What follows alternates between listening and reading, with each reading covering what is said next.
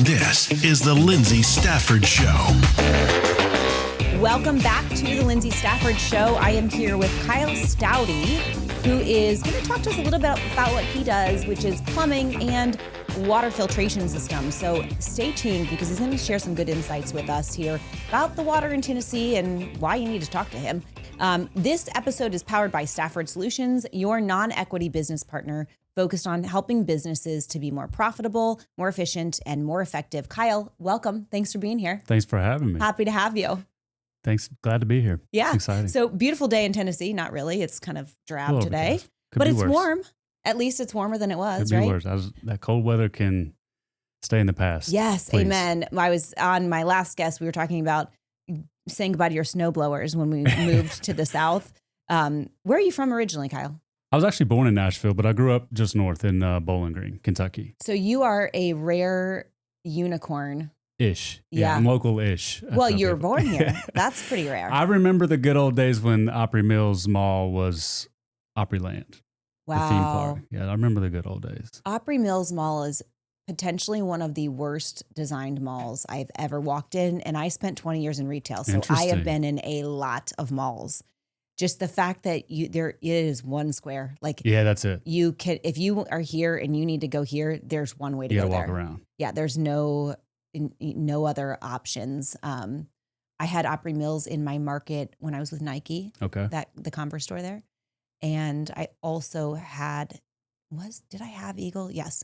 I had the American Eagle and Aerie there also. Okay. It was like one of my dreaded malls to go to. Funny. You know, you have malls that it's like, all right, that's a nice mall. I'll go there. Like Green Hills, I was like, all right, I'll go to Green Hills today. Yeah. But Opry was like, oh, and that's the only mall we had a shooting in during the time I was interesting. overseeing it. I mean, that'll get you excited to Opry go Mills. there. Yep, pretty much. Which is why I never wanted to go. I was like, I kind of all set with that place. What is happening right now? Oh, hey. For those of you who are not watching and you're listening, we have flashing music? lights. Kyle, I guess it's time to get on our God doesn't like dance floor here. So we'll ignore the lights. Kyle, tell us a little bit about your background and what led you into the home service industry and specifically water filtration, which then I know led to plumbing. Yeah, so I'll go. Oh, okay. You're going to edit? This is never. The lights are a new addition. Need some techno music. Yeah. There we there go. Okay, just kidding. Don't look straight at them. Yeah, I know. Yeah. Didn't the mall, don't you have to be like 18? If you're going in like by yourself, you have to be 18 or older. Like you have really? I think they like started carding people. We do not go there, so I don't know. I couldn't tell you last time I went there. Yeah, I don't know the last time. The last time I went there was when I was required to go there because I had a job that I had that market. That was like the Eagle there. The Converse there was fine. I had a good store manager. Brad's still there actually. But we could just never get it right. That Eagle store was just, interesting. It was like the thorn in my side. One of my worst stores. Yeah. Yeah. I mean, I would walk. I parked in the same spot at each mall. Like each mall had an area that I always went. Otherwise, I would be like, "Where's my car?" Because I'm in 3 malls in a day. So I always parked right by the food court. Eagle was right there. Converse was right on the other side. So I never walked the whole mall, but that's a terrible mall. Yeah, you have to walk by the Rainforest Cafe pretty much every time you go. Yeah. Eric Bana. Who's I that? don't even know if I know who that is. That means 0, Jim. I'll take that. Okay. Okay. There you go. Yeah, take it. Yeah. So where you were at? I just asked him. My background, yeah. Yeah. Start again with. Okay. Perfect. So, Kyle, can you share a bit about your background and how you got into the home service industry, specifically water filtration, which I know, based on our conversations, has led you to the plumbing industry? Yes, I'm going to give a somewhat of a long-winded answer there. My bachelor's degree is in geological engineering. So imagine geology and civil engineering had a baby. That's kind of what the coursework was like. So exposed to water in a bunch of different facets at that point in time, and then got into the oil and gas industry. I have a master's in petroleum engineering. So in terms of just like fluids and fluid dynamics and what happens when it interacts with different things, for lack of better words. Always had a good fundamental understanding of that. And then, so I worked 6 years at Chevron, jumped ship, got into the entrepreneurial world. And I guess this is truly like my third venture. You can almost say fourth, but I would say third true venture. Met a guy in the middle of my second one who was in filtration in Louisiana. And it was interesting. I never really was exposed to it. And just kind of business person to business person, I was like, hey, have you ever thought about expanding into Nashville? It's growing. For me, it was always a goal to get back here because it was home. You were in Bowling Green at the time? I was in Louisiana, actually. Louisiana. Okay. I skipped over some parts there. But I was in North Louisiana at the time, and we were looking to expand into Central Louisiana, which is where he lived. Long story short, I came and was like doing everything, selling, installing, all the good stuff, like anything and everything related to filtration I was doing. So kind of got thrown into the fire, but enjoyed it. I was back, home, which was always a goal. And then things went a little sideways, started playing like funny money. You know how that goes. And so I was like, man, I just kind of ventured off and did my own thing. And so to bring things full circle, we started in the process of rebranding everything right now, acquired a plumbing company about 2 or 3 months ago. So we'll have Blue Duck Plumbing and then Bluebird Filtration. So two separate entities. We want to have a team of filtration experts because there's a lot of, there's a big learning curve there in terms of understanding water quality and the solutions that, mitigate those issues. And then, of course, a team of plumbing experts. Vertically integrated, we have our plumbers doing the installations while our filtration folks are focused on, educating folks and, and selling systems. So, for me, I think I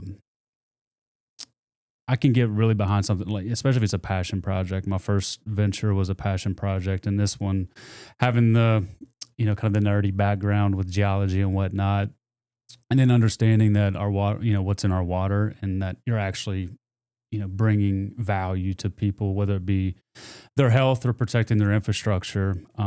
That's what makes it fun. Is getting in there and helping folks at the end of the day. And then same thing with the plumbing. Like it's when things happen, you will need it. You need it. So it just it made a lot of sense to have that vertical integration for us. Yeah, love that.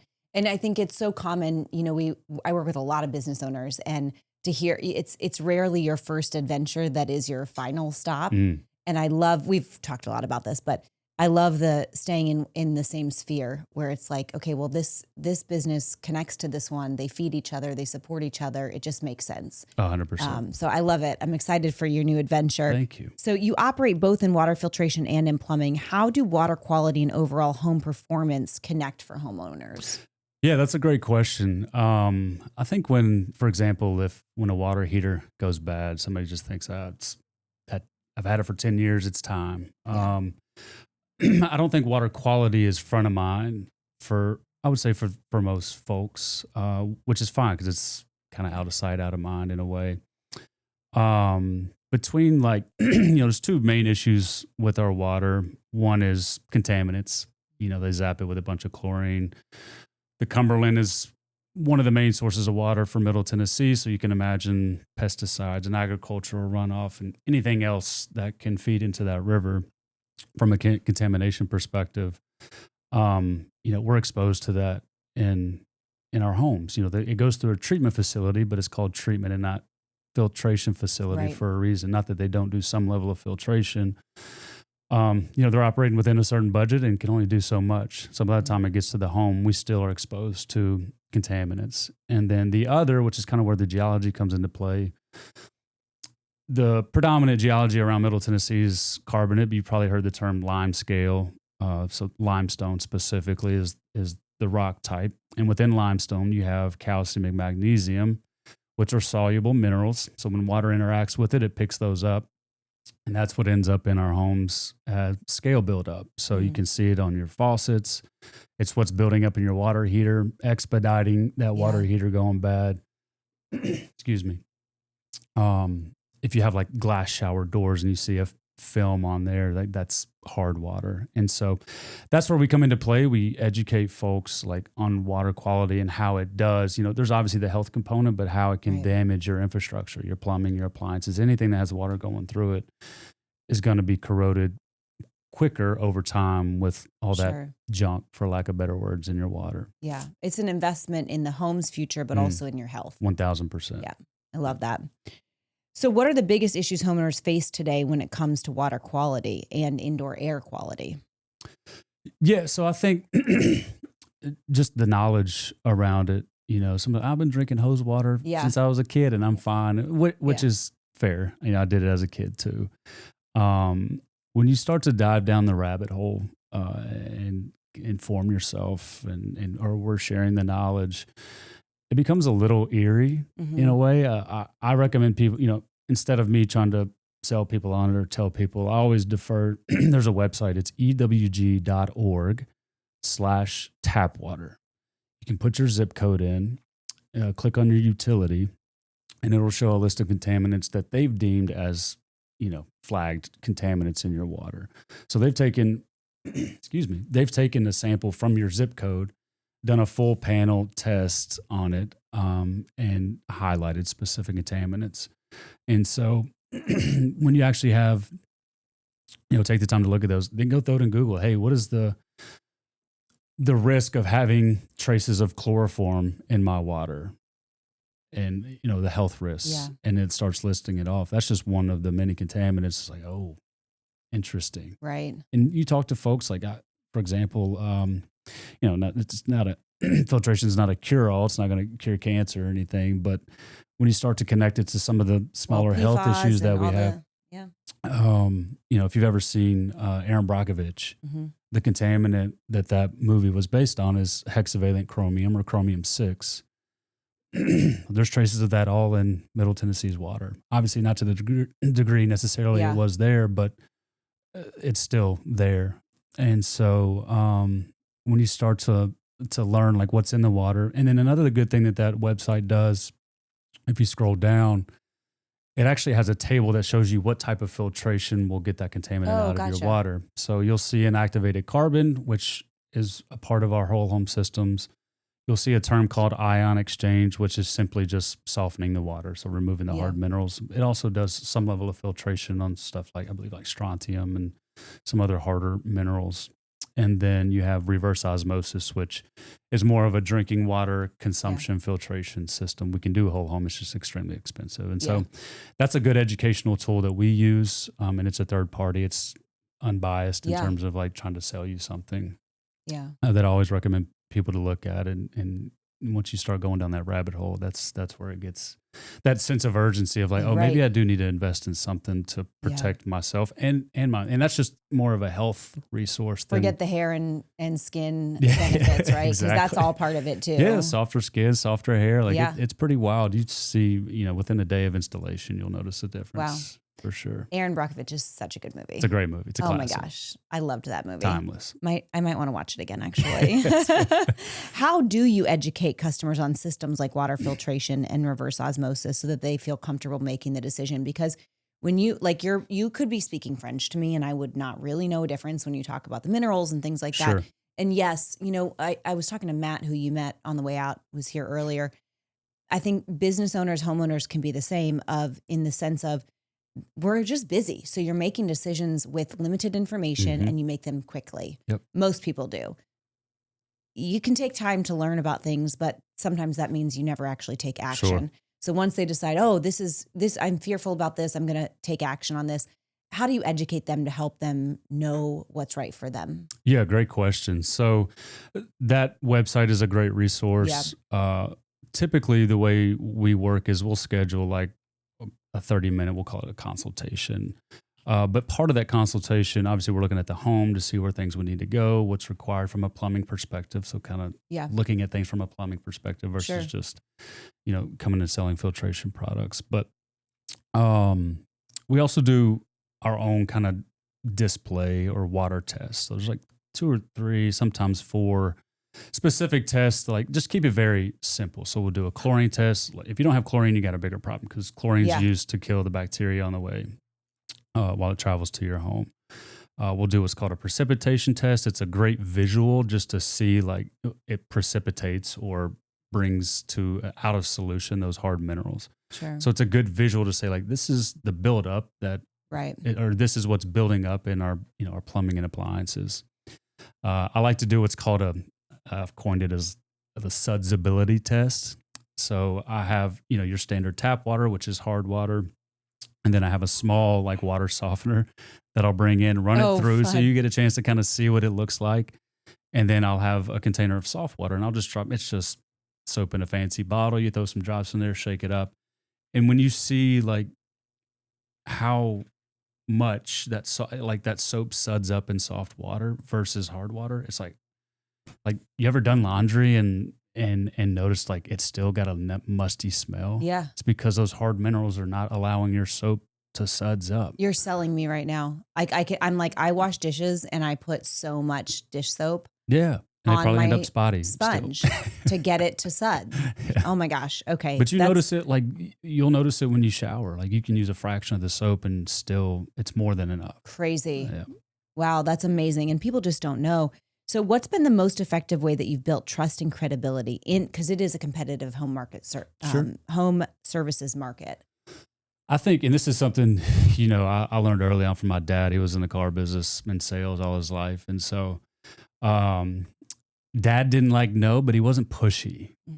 And I think you can find that balance of like informing people without being like a pushy salesman. And so I think it's a matter of, hey, I'm going to give you the information. I'm going to shoot you straight. I'm going to show you the solutions that we can provide.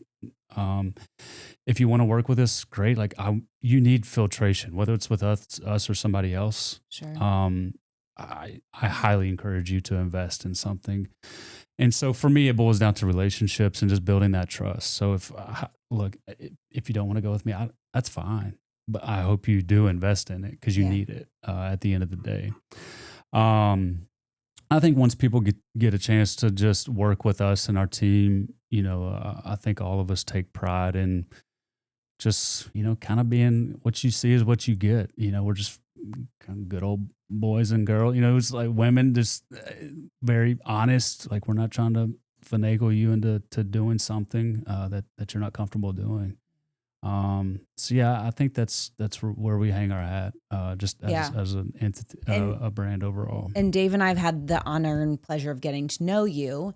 And, while we haven't spent years together, you spend enough time and you can really see who somebody is Sure. and like how they operate. And that's the foundation of how we operate too. It's like we want to build relationships and trust, and we're not in it for a quick sale. That's not important to us. I always say like, we don't need to sell something today to feed our kids. Like Correct. we're okay. We want to build relationships and a business that we can, have this ecosystem where people are feeding off each other and we're making referrals and people are helping each other to grow, and the giver's gain mentality. Yep. And you can feel that when you talk to you. So I know your team is going to reflect that same thing. We've had enough time with you to be able to see that. And I appreciate that. well, I mean, it's just true. You can see the how we're raised, how we're brought up, that culture of like, just what you came from will show who you are in a lot of ways. Sure. As a human. I'm so grateful because I grew up, my parents the same way. Like my dad is probably the most generous person I've ever met in my entire life. He will literally take the shirt off his back, would take the shirt off his back for someone. It's just the way he is. Mm-hmm. He's just, and I tend to be the same way. Like I just want to give, right? Yeah. Like it makes sense. Yeah, I just want Checks to. out. Yeah. And then there's the work ethic and just do the right thing. And Sure. the Boy Scouts, leave things better than you found them, Right. and leave no trace. And like, those are all like just things that, so I love that you brought up your dad and how he was as a businessman. Yeah. And you kind of emulate that as well. So super cool.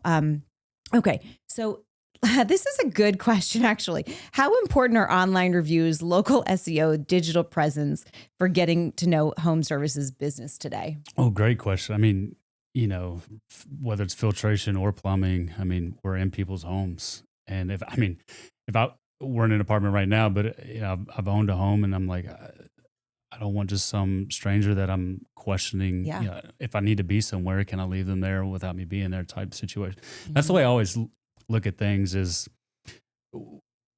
like the number of times we've been in a home and they're like, hey, I got to go pick up the kids, help yourself in and out. Yeah. To me, that's a testament of the people on our team. Totally. You've built a rapport with somebody in such a short period of time, and we don't take that lightly. So those reviews are everything. Obviously, referrals are the best business for us because it's, the cost of acquisition is much lower. But there's multiple touches you got to have, and I learned that the hard way. Over multiple ventures when it comes to marketing. So the Google, feeding the Google gods and make sure you have the proper, keywords in your website. And if you're out there, doing paid search, making sure it's what are people searching for and where's my money going to be best spent. And then of course you got the meta world, and it's a totally different algorithm and ball game. And so understanding all that, you've got to be able to touch folks in multiple facets. We knock doors. We do a little bit of everything. So I'd say digital is important, but it's got to be a piece of it. 100%. Yeah, it's a piece of the pie. we like, obviously this is our world. That's what we do. And we like to really focus on making sure your brand shows up with your mission, vision, and guiding principles for your company. How does that show up online? Whether it's through your social, your brand presence, period, your digital brand presence, right? And generating Google reviews and making sure you're responding to those, all those things. It's like a full-time job for a business owner. It is a lot to manage. You have to know enough to be dangerous, but then it's a lot. We run across people all the time that it's like, why I didn't start my business to be a marketing or a online, professional. But it is important. I think people they oftentimes will, once they decide, I'm going to do this service, then they go to AI and say, well, who should I go to for this? Or they ask, right? And so your website and everything on your online presence needs to talk in the language that AI speaks. Correct.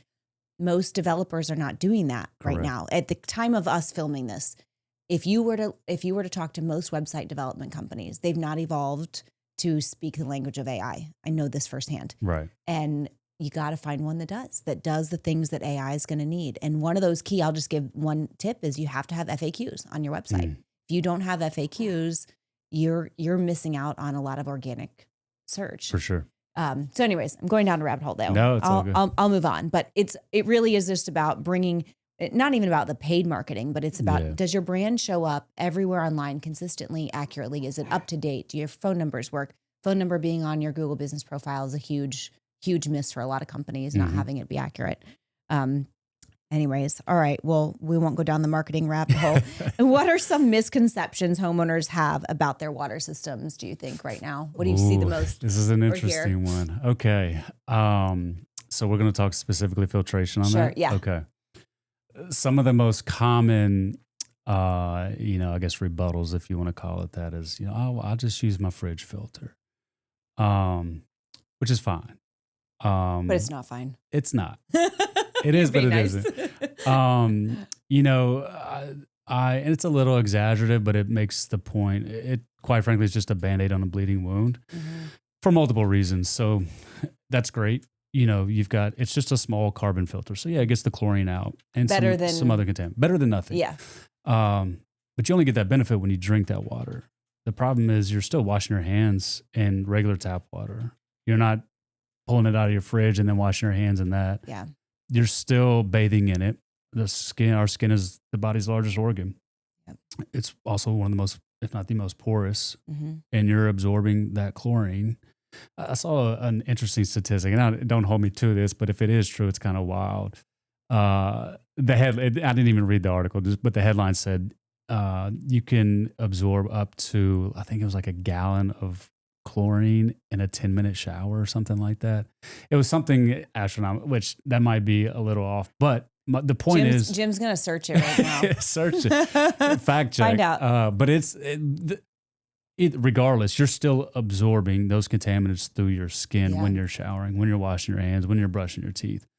There's a when I'm doing a water test, I'll do this for people. So I'll do the chlorine test. It turns yellow. It's kind of like a pool. Almost a pool. If you ever seen people do a pool test kit, it turns yellow. Yes.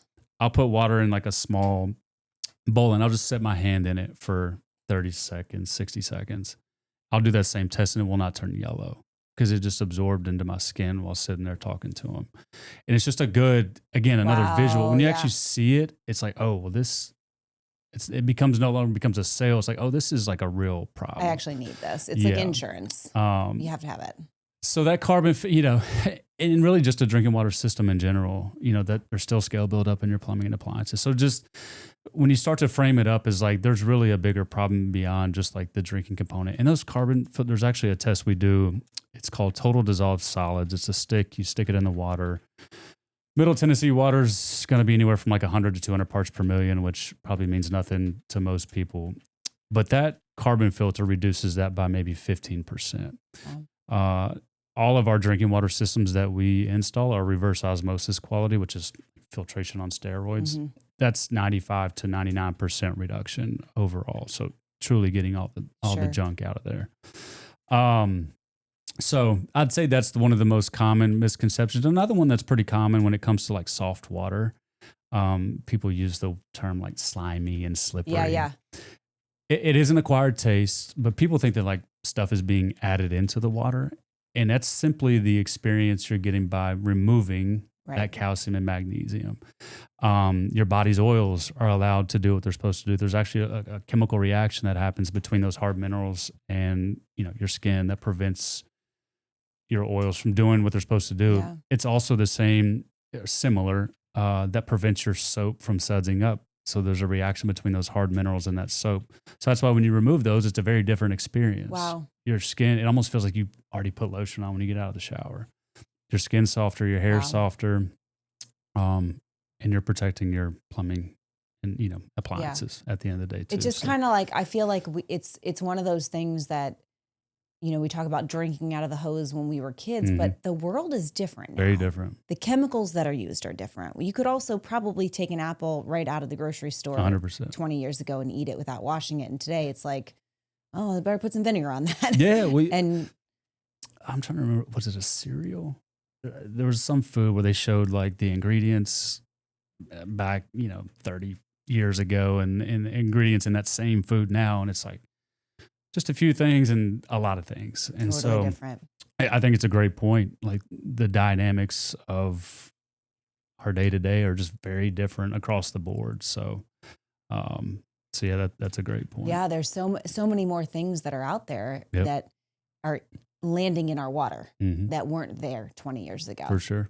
My dad was a VP for Tractor. I think we've talked about this a little bit, and he knows a lot about PFAS. Yeah. So he's talked about that a lot in the water that we're drinking and just the bottles and, all the things that this is something we never really thought about 20 years ago. Yeah. So, all right. Well, I want to jump into, as a business owner, how do you balance delivering high quality service with scaling and growing multiple companies?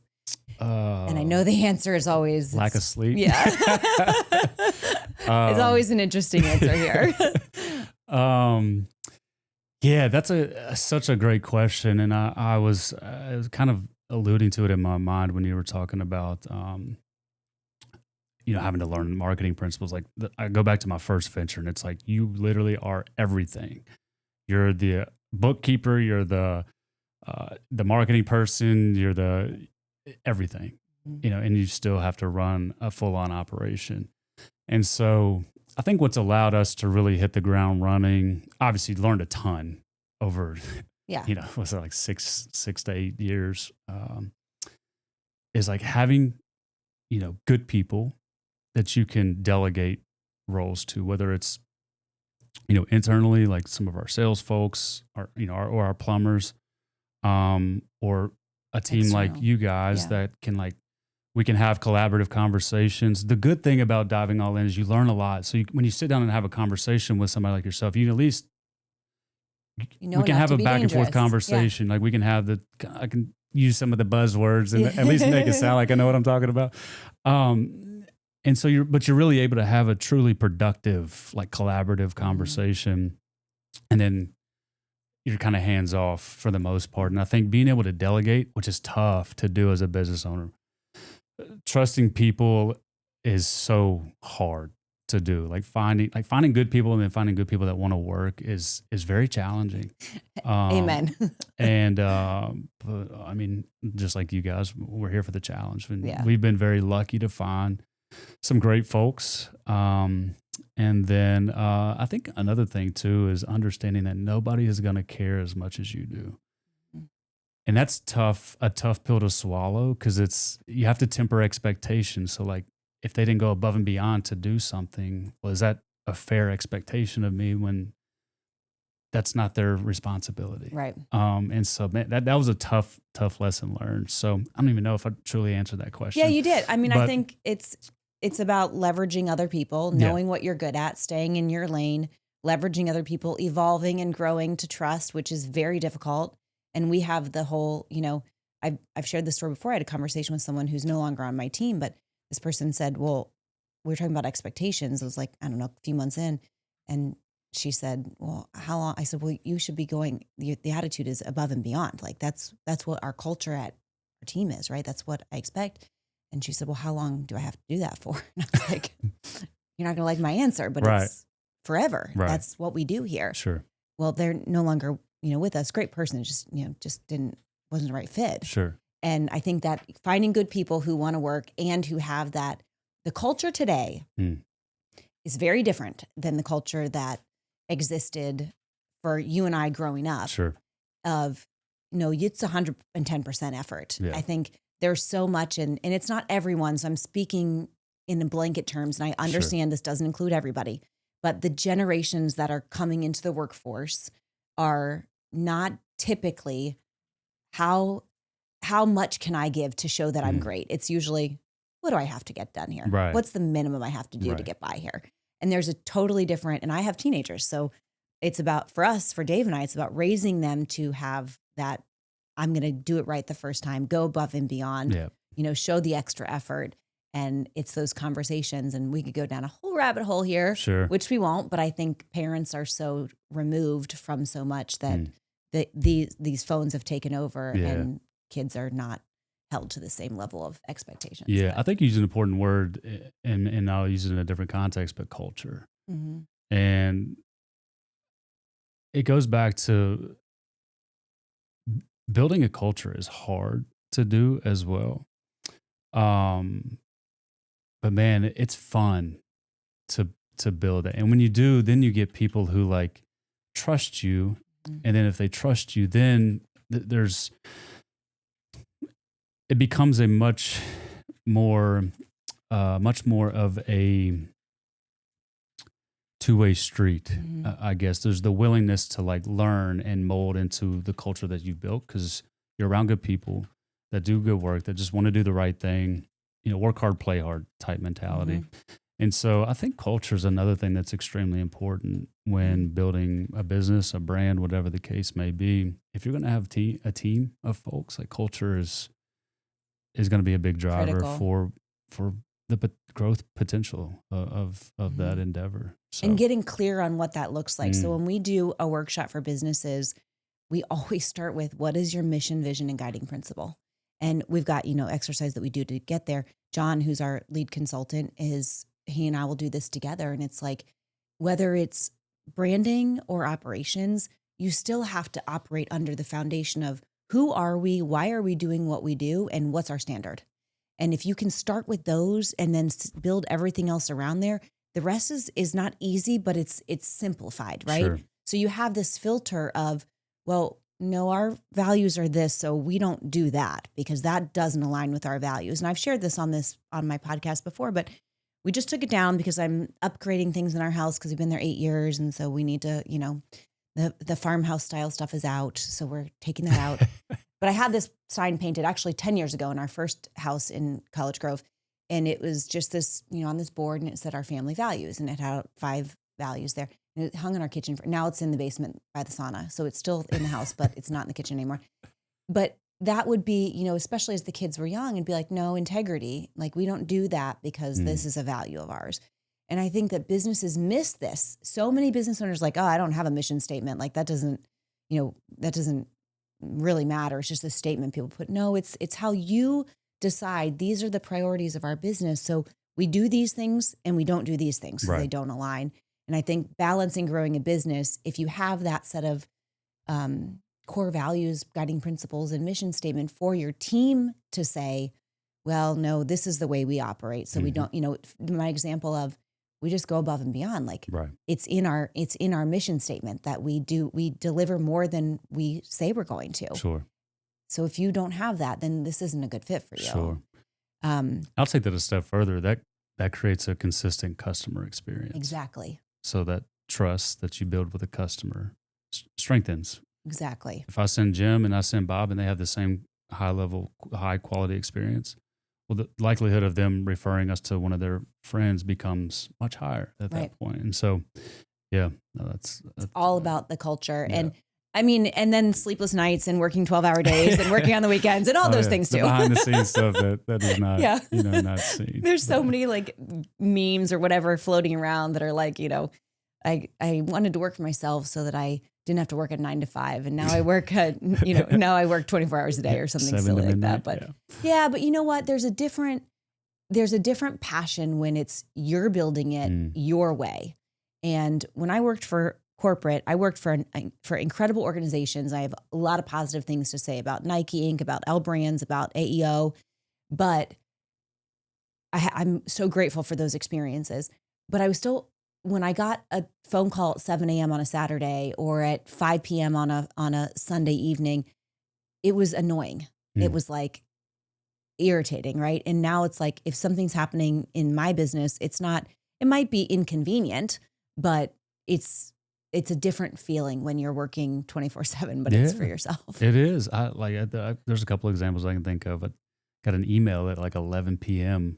from an install we did. They had a leak, and I was like, "Oh God, hopefully it wasn't our system." Yeah. And I, was there first thing. You're like the 6 next a.m. too morning, early tomorrow. and come to find out, it was like it was around right after the ice storm, and the irrigation line had cracked. And I was out there. I'm like trying to find the home shut off because it's a long story. But and then another one that was just kind of funny, which to me is more what I'm about to the example I'm going to give is like it was an affirmation for me on like the culture and what our principles that we stand on.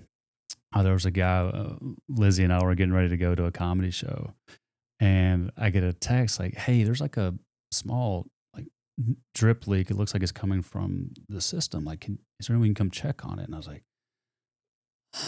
"We might not have a date night. I don't know." But I was like, "You have to. Unfortunately, like those are the things you have to go do." Went checked on it. Quick fix. Went back. We went to the comedy show. Got a phone call from the guy like a month later. They have two young kids, and they were close to the apartment at Jenny's Ice Cream. He's like, "Hey, by chance, are y'all home? Y'all can meet us up for ice cream?" And I'm like, Oh my God. "I wish we were. I would love to." You know what I mean? But to me, those are the things that like Yes. that hits home. It's like, man, okay, was that fun? No, but we did the right thing. We stood on the principles that we built this thing on, and the fact that somebody wanted me and my girlfriend that they have not met yet to come meet them for ice cream was, that means everything. And that's the way you run the company. It's Right. like, we don't want to just have clients. We want friends, Yeah. and you can't be best friends with everybody you work with Of because you course. don't have time, but you want that feel of like, oh, it's so good to see you. Yeah. And, I love that. 100%. This is not on our questions, but I do think it's worth noting because you talked about people. I've developed multiple businesses in the last 10 years, and I couldn't, my assistant has been with me. I think Carrie's been with me for 8 years now. I think it's been 8 years. What year is it? 26. Yeah, I think we're 7 or 8 years we're going on. And I couldn't have done any of it without her. And I trust her. It's hard to find somebody that has the same belief and passion. And she's not obviously as she doesn't own the company, so she can't be 100% invested the way I am. Sure. She's pretty darn close. And she'll say like, I don't think we need to spend our money on that. I mean, I know it's your money, Lyndsay. I'm like, Carrie, I know what you mean. Right. She thinks of it as like, Sure. Hers. and when you can find somebody, and that's something I think I meet a lot of business owners that don't have an admin or an assistant that are trying to do all of it without somebody on their side. Mhm. And I bring it up because she's been instrumental to me. I could not have built any of this without her being Right. there building it with me. And if you haven't found that person, it's important that you do. Sure. Carrie worked for me for 5 hours a month to start with. Okay. So it was like very minimal. We built this relationship and now she's, runs my operations, and still operates as my executive assistant. I've been like, I think I'm going to bring somebody else on that can help with other stuff, like some of the personal stuff. And she's like, well, the kids stuff will always be me. If the kids need something done, it's going through me. That's awesome. It's like whatever. So anyways, I'll just put that out there that, I think having the right people and having like a partner, but not a business partner. Sure. Because what does Ramsey say? The only ship that doesn't sail is a partnership. That's right. That's right. We can talk more about that later. Yeah, I lost my notes. Let me pull it up here again. Why you do that? I give it fun. Interesting question that I'm asking right after that, Kyle. What's one lesson from building your businesses that applies to any entrepreneur or local business owner? And this is not intentional. I think one thing that I would lean into, and this is specific to just kind of my journey, I guess. Stick with it. We started a ride sharing company. That was my first venture. Yeah. I'm doing nothing close to that. We pivot. COVID hit. Nobody's taking rides. Well, what do we do? Not quitting. I mean, I could have gone back into engineering, but I didn't want to. Yeah. At the time, and so, it's tough. Like it is not for the faint of heart. But man, and I'm sure there's all over social media, like, oh, just don't quit, just keep going. And it seems like I've been doing this for 8 years in terms of just entrepreneurship. And I'm just now like, in terms of really hitting that inflection point to where like things are finally seeming like across the board, like into place. You know what I mean? It's not to say that we haven't had some success, but definitely a lot of, I don't even call them failures. I call them lessons learned. Yes. Like to me, failure is if like you just give up, and that doesn't mean like making a smart decision to stop doing if it makes sense for you and your family, but just simply giving up because things get hard. To me, for me personally, I perceive that as failure. Any downturns or valleys that we went through, to me, are lessons learned, and it's lessons that I've been able to apply to get to where we are at this point. So, yeah, when the tough gets going, like just keep going, buckle up and keep going. Yeah, it's part of the journey. Like as tough as it gets, there's going to be those highs that are fun to ride too. So. You cannot get too high on the high or too low on the lows. You just have to stay even keel and keep going. Oh, Lizzie hates that about me. She's like, why do you never show emotion? Like, you just closed 4 deals today or something, and I'm like, okay. But like, it's just a matter of time before there's like 2 weeks where I don't make a sale like that. So, and when that happens, I just, if I'm stressed, I keep going. Good or bad, I internalize it and we just keep pushing. Yeah. You know what I mean? So yeah, you have to kind of stay even. And you had to learn how to do that. So my husband is really good at that. He's just very even. And in fact, it's funny because my daughter, who's 19 now, she just turned 19 yesterday. Happy birthday, Isabel. And she would be like, Dad doesn't even care. I just told him that I did this and he doesn't even care. Because she'd be like, Dad, what about this? Listen to what just happened. And he'd be like, that's wonderful. And she's like, he's not going to give you the same reaction I am. Sure. Where you can't expect that from him. So she's had to learn we've all had to learn how to, adapt to that. But Dave's really good at that. Yeah. And I tend to be a little more passionate and it shows up a little bit more. So it is a practice. Sure. But I love it. Just keep going. Yeah. Don't quit. Wasn't always that way for sure. But that was a learned. I was just going to say, you learned it through your experiences. 100%. I remember the first meeting I got was somebody, we started the ride sharing company at Ole Miss, and I had a meeting with somebody on, within the school. And I was like, here we go. Yeah. Let's go. And then it turned into to be just like a dead wall. And I'm like, then it's like, dang, what am I going to do now? It's like roller coaster. Yeah, it's definitely a roller coaster. And so, yeah, you got to embrace the chaos is what I like to say.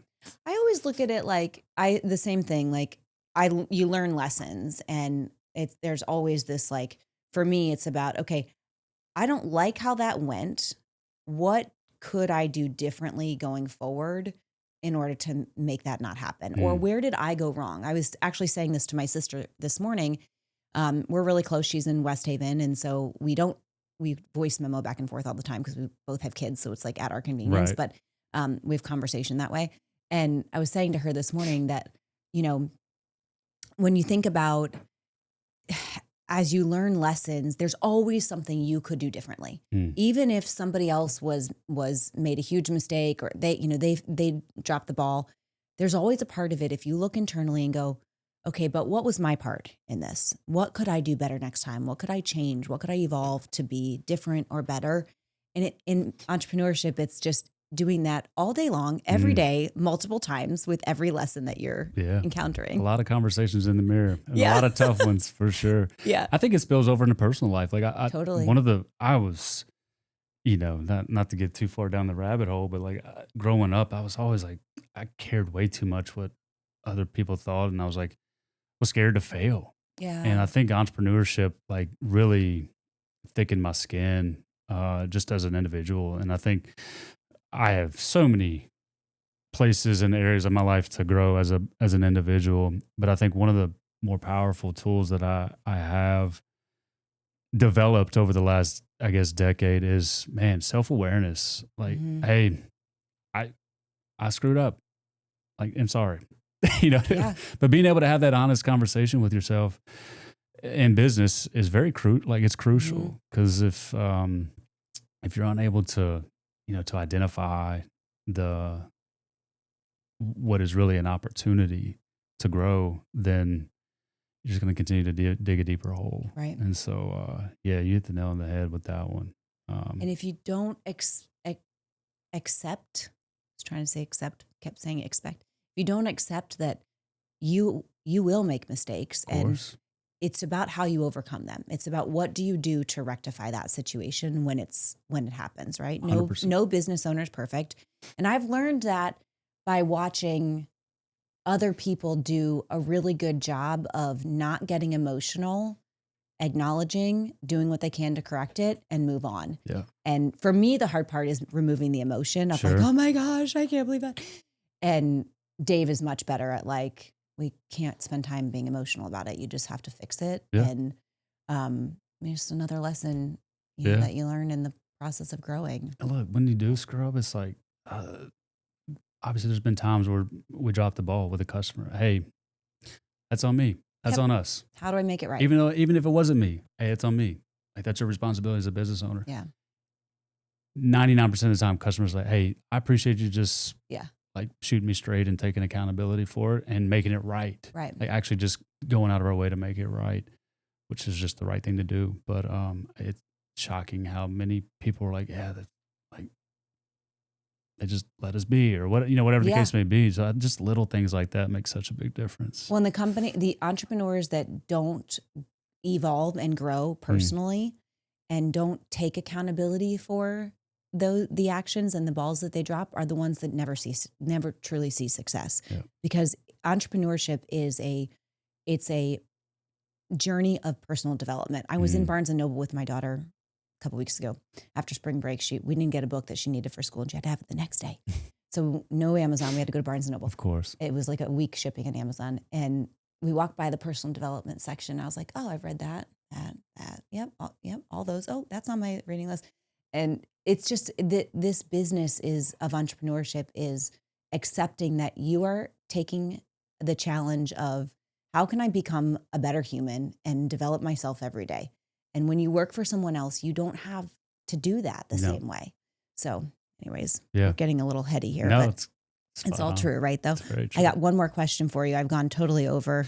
All good. Jim's probably ready for lunch.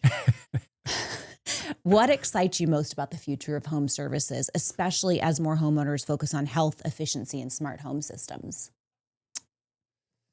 Yeah, well, the first part of that question, I immediately go to, at least in the immediate future, there's no AI threat, to taking over plumbing, until they build a robot that's willing to go clean out your drains and whatnot.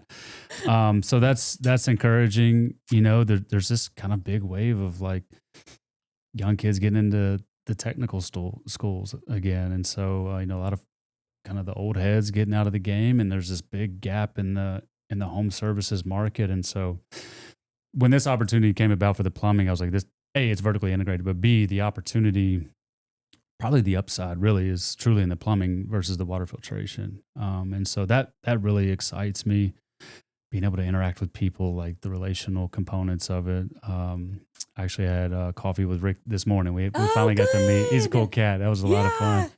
Like, he's got a lacrosse tournament this weekend in Memphis. Oh, does he? Yeah. We briefly talked about lacrosse, but he's a cool cat. Cool. But that's Good the kind of guy. stuff, that I love. But in terms of, water filtration, I think the knowledge that's, more information is coming out. And I think there's, whether it's a sense of urgency or just like, it becomes on the radar. Mm-hmm. And so for us, like I said, everybody needs it. I would call it a necessity. It's not because it's a product that I sell. Right. At the end of the day, while I want you to work with me, like, I would much rather you just invest in it and then not at all, because you truly are going to protect, not only from a health perspective, but protecting your home, your investment in your home.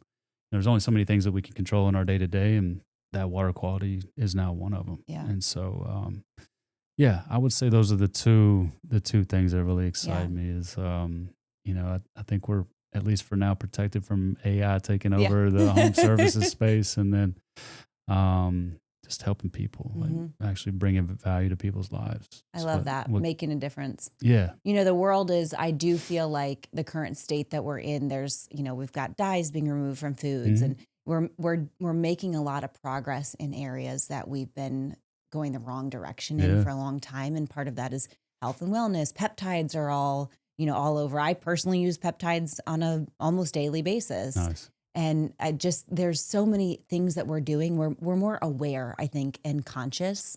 And I saw something the other day that was like, I think with AI taking over the internet, there's going to be so much question over what's fake and what's real that people are just going to stop doing it and go back to living their life off their phones. Yeah. And I think I don't know that that's true, but I think there's some truth to, like, going back to the way we do things in person. Sure. And anyways, Dave and I had a conversation yesterday about how, like, we actually unautomated some things because we felt like it was too impersonal in our business, and have said, no, we want to own that part, and we want it to be personalized. And I think there's a balance in that, but there's definitely a movement of health and wellness, and water filtration is a huge part of that. Plumbing is a necessity. So you've got this great platform of, like, everybody needs it. Everybody needs it. They just don't know it yet, but we're going to help them get to know that. Exactly. Yeah. It keeps things interesting. Exactly. Kyle, tell everybody where they can find you. Yeah. So we are actually in the process of, like, rebranding everything for the two brands. So, like I said, Blue Duck Plumbing. Okay. And then Bluebird Filtration will be the filtration and plumbing entities.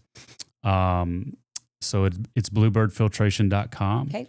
And then Blue Duck, MECH, so mech for mechanical.com. Okay.